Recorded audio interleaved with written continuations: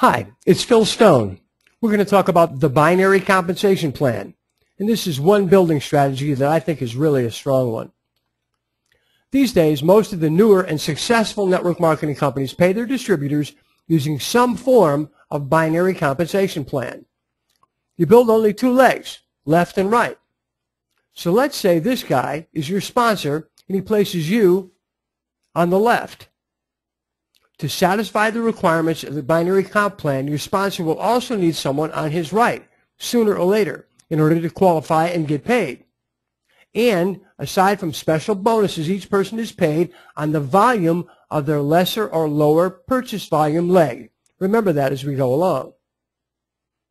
Okay, so there's your sponsor. That's you.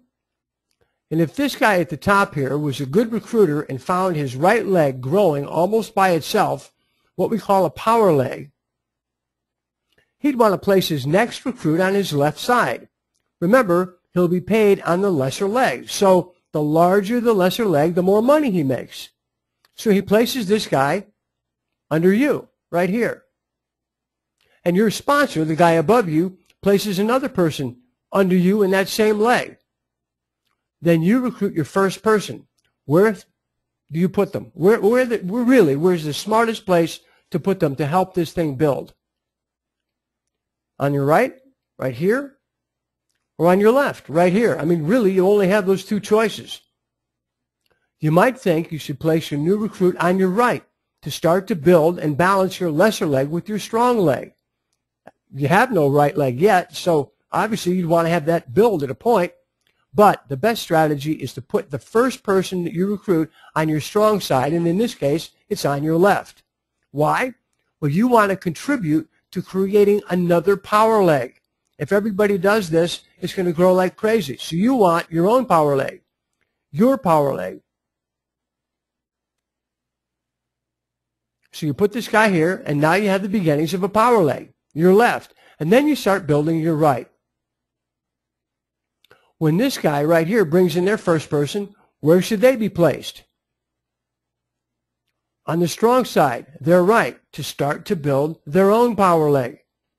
What about the guy above that, right here? Well, of course, on the strong side, their right, and the bottom of their right, to start to build their own power leg. If you do it always like that, it works beautifully. Now think about this. What if this guy here puts their first person on their weaker side instead, on the left? And let's say for some reason they never bring in another person. Well, this guy is stranded now. He'll have no choice but to build both sides by himself. Now, that's not impossible. It just makes his job that much more difficult. And he's losing the benefit of the synergy that's built by the binary comp plan. Okay, so if this guy has not recruited anyone and they bring in their first person, where should that person go? Bottom of the strong side, in this case, their right. If this guy has not recruited anyone yet and they bring in their first person, where should they go?